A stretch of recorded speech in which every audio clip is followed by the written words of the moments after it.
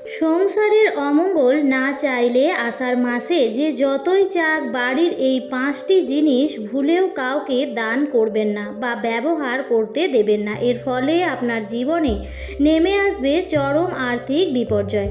মানুষ জেনে না জেনে এই ভুল কাজগুলি করেন বলে মা লক্ষ্মী হন গৃহছাড়া। তাই আজকেই সাবধান হয়ে যান। নমস্কার বন্ধুরা, ভক্তিমূলক কথা চ্যানেলে জানাই আপনাদের সকলকে স্বাগত। বন্ধুরা, আশা করছি ঈশ্বরের আশীর্বাদে আপনারা প্রত্যেকেই ভালো আছেন এবং সুস্থই আছেন। শুরু হয়েছে আষাঢ় মাস। বন্ধুরা, বাংলার 12টি মাসের মধ্যে প্রত্যেকটি মাসের আলাদা আলাদা মাহাত্ম্য রয়েছে। তেমনই মাহাত্ম্যপূর্ণ মাস এই আষাঢ় মাস। এই মাস জগন্নাথ দেবের মাস। বন্ধুরা, আষাঢ় মাসেও বিশেষ কিছু নিয়ম বিধি আছে যেগুলি সনাতন ধর্মাবলম্বীদের মেনে চলা উচিত। দান দক্ষিণা করা একটি অত্যন্ত পূর্ণ ও পবিত্র কাজ, কিন্তু দান করারও সঠিক জিনিস আছে এবং সেই সমস্ত জিনিসই সর্বদা দান করা উচিত। কিছু কিছু জিনিস আছে যেগুলো ঘরের বাস্তুতে অত্যন্ত সুপ্রভাব ফেলে, সেই জিনিসগুলো কোনোভাবেই দান করা উচিত নয়। এই মাসে আপনি যদি আপনার সংসারের এই 5টি জিনিস কাউকে দিয়ে থাকেন বা যদি কারোর প্রয়োজনে তাকে ব্যবহার করতেও দিয়ে থাকেন, তাহলে আপনার সংসারে নেমে আসবে মহাবিপদ। তাই বন্ধুরা, এই সমস্ত কাজ করা থেকে বিরত থাকবেন। বাড়ির মধ্যে বাড়ির মহিলাদের হাতেই লুকিয়ে রয়েছে সৌভাগ্যের চাবিকাঠি।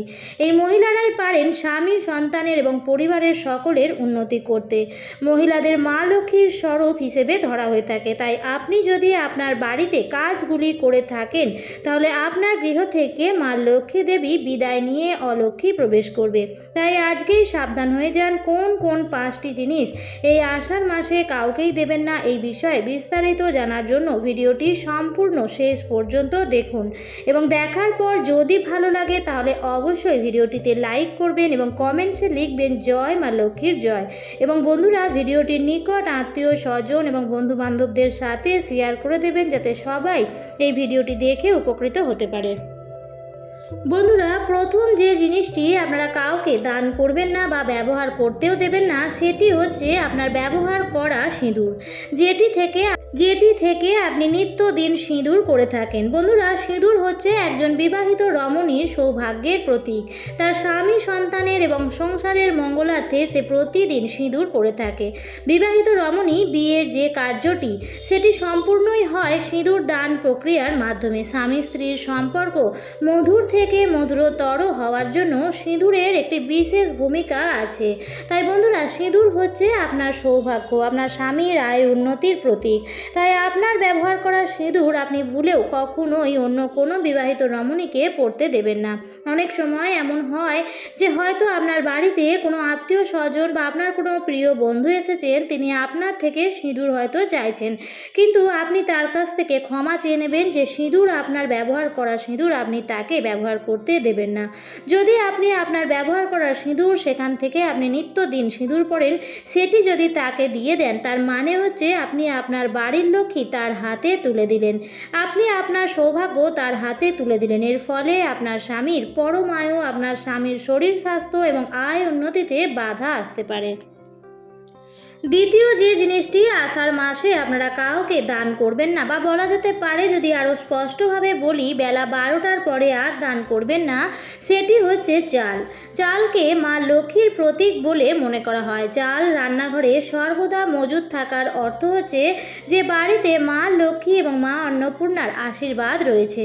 বাড়িতে অনেক সময় গরিব দুঃখী আসেন বা দরিদ্র ব্রাহ্মণ আসেন বা যদি কোনো ভিক্ষুক আসেন, তখন আমরা তাদেরকে অন্ন দিয়ে থাকি, কিন্তু সেটারও দেওয়ার সময় আছে, দিন আছে। যে কোনো দিন বাড়ির অন্ন কিন্তু দান করা যায় না, যেমন বৃহস্পতিবারে বাড়ির অন্ন দান করতে নেই। তাছাড়া বেলা 12টার পরে কাউকেই আপনি বাড়ির অন্ন দান করবেন না। তাই যদি কোনো ব্যক্তি আপনার কাছে চাল চায়, তাহলে আপনি তাকে অনুরোধ করুন সে যেন আপনার বাড়িতে বসে সেই দিন 2টি ভাত খেয়ে যায়, কিন্তু তাকে আপনি চাল দেবেন না। বাড়ির চাল হচ্ছে বাড়ির সুখ সমৃদ্ধির প্রতীক। মা লক্ষ্মী স্বরূপা সেই চালটিকে আপনি যখন তখন যে কোনো ব্যক্তির হাতে তুলে দিতে পারেন না। সে আপনার যতই পরম আত্মীয় বা বন্ধু হোক না কেন, সংসারের এই সমস্ত নিয়মবিধিগুলো যদি আপনি না মানেন তাহলে আপনি নিজেই ডেকে আনবেন আপনার বাড়ির অমঙ্গল। তৃতীয় যে জিনিসটি আপনার বাড়ি থেকে কাউকে দান করবেন না বা ব্যবহার করতে দেবেন না, সেটি হচ্ছে আপনার ব্যবহার করা পুজোর বাসন বা আপনার ব্যবহার করা সোনা বা রূপার গয়নাগাটি। হ্যাঁ বন্ধুরা, আমরা যে কোনো জিনিস যখন ব্যবহার করি তখন তার মধ্যে একটা পজিটিভ বা নেগেটিভ এনার্জি তৈরি হয়। ঘরের বাস্তুতে যার বিশেষ প্রভাব থাকে। ঠাকুর ঘর হচ্ছে ঘরের একটি পবিত্রতম জায়গা, যেখানে আপনি নিত্যদিন ঈশ্বরের আরাধনা করছেন এবং ঈশ্বরের আরাধনা করতে যে সামগ্রী আপনার লাগছে তার মধ্যে অন্যতম সামগ্রী হচ্ছে পুজোর থালা বাসন। যেমন পুজোর ঠাকুর ঘরের প্রদীপ, ঘণ্টা, শঙ্খ সমস্ত কিছুতেই পজিটিভিটি বজায় থাকে। সেগুলি আপনার পরিবারে অত্যন্ত ভালো এফেক্ট দেয়। তাই আপনি যদি আপনার ব্যবহার করা আপনার নিত্যদিনের প্রয়োজনীয় ঠাকুরের বাসনগুলির কাউকে ব্যবহার করতে দেন, তাহলে আপনি আপনার বাড়ির যে সঠিক ঊর্জাটা, যে পজিটিভ ঊর্জাটা, সেটি আপনি কাউকে দিয়ে দিলেন। এর ফলে আপনার পরিবারে কিন্তু নানা প্রকারের অর্থনৈতিক বিপর্যয় আসতে পারে। আপনি এটা নিজে করে দেখবেন। আপনি আপনার ব্যবহার করা সোনা কাউকে ব্যবহার করতে দিয়ে দেখবেন। আজকাল নানা রকম কারণে সোনা বন্ধক দিয়ে টাকা নেন এবং তা দিয়ে অনেক কাজকর্ম করেন। দেখুন, সোনা এক প্রকারের সম্পদ, সেটা নানা রকম কাজে লাগতে পারে, কিন্তু সোনা যদি আপনি দান করে দেন অপাত্রে, সেটা কিন্তু আপনার পরিবারের জন্য অত্যন্তই অমঙ্গল ডেকে নিয়ে আসে। ঠিক সেরকমভাবেই পুজোর বাসনকোসনও সাধারণত পিতল ও তামার হয়ে থাকে। তাই এই সমস্ত ধাতব জিনিসগুলো আমরা ধনতেরাসের সময় কেনাকাটা করে থাকি। অক্ষয় তৃতীয়ার দিন কিনে বাড়িতে নিয়ে আসি। কেন? কারণ এই জিনিসগুলো সাথে নিয়ে আসে সুখ সমৃদ্ধি এবং এগুলোর দাম প্রত্যেক দিন বাড়তে থাকে। সোনা কখনো দামে কমে না, প্রতিদিন সেটি দামে বাড়তে থাকে।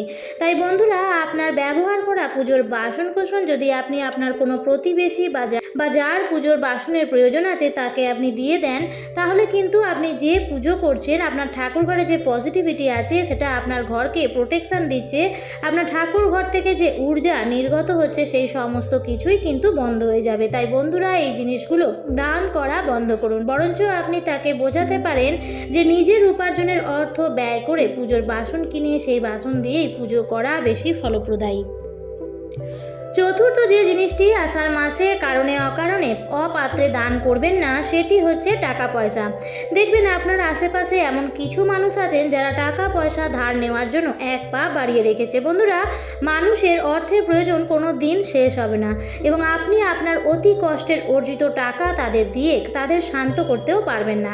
আপনার কাছ থেকে টাকা চাওয়ার যে আশাটা, সেটা কখনোই বন্ধ হবে না। মানুষ প্রকৃত অর্থেই স্বার্থপর, কারণ আপনি হয়তো আপনার পরম আত্মীয় বা কোনো বন্ধুকে তার দরকারে আপনি তাকে সাহায্য করলেন, কিন্তু দেখা গেল যখন আপনি তাকে আর সাহায্য করতে পারলেন না, তখন সে আপনার আগের করা সেই সাহায্যের কথা ভুলে যাবে, বরং আপনার সাহায্য করতে না পারাটাই সে বেশি করে মনে রাখবে। তাই কিছু কিছু মানুষ আছে, তাদের সাহায্য করেও লাভ নেই। যতই দেবেন ততই কোনোদিনই তাদের আশা পূর্ণ হবে না। তাই বন্ধুরা, অপাত্রে অর্থ ব্যয় করা বন্ধ করুন। তবে বন্ধুরা, কোনো দুর্যোগপূর্ণ অবস্থায় আপনি অবশ্যই কারো সাহায্য করার চেষ্টা করবেন। বন্ধুরা, এই আষাঢ় মাস চলাকালীন যেমন আপনি অন্য কাউকে ধার দেবেন না, ঠিক সেরকমভাবেই আপনিও কারো কাছ থেকে ধার নেবেন না। বন্ধুরা, এই সমাজে বসবাস করতে গেলে একে অপরের সাথে বিভিন্ন জিনিস আদান প্রদান করে থাকি। আমাদের কোনো না কোনো সময় অভাব অনটনের মধ্যে যেতে হয়, তাই তো আমরা একে অপরের সাথে ধার করে থাকি। কিন্তু বলা হচ্ছে, শাস্ত্র মতে আপনার কাছে যদি এই মাসে এই 5টি জিনিস কেউ চাইতে আসে, তাহলে যতই থাকুক না কেন আপনি কোনোভাবেই তাকে দেবেন না। আপনি যদি এই জিনিসগুলো দিয়ে থাকেন, তাহলে আপনার জীবনে যেমন নেমে আসবে মহাবিপদ, ঠিক তেমনভাবেই আপনি যাকে জিনিসগুলি দেবেন তার জীবন সৌভাগ্যও ফিরবে।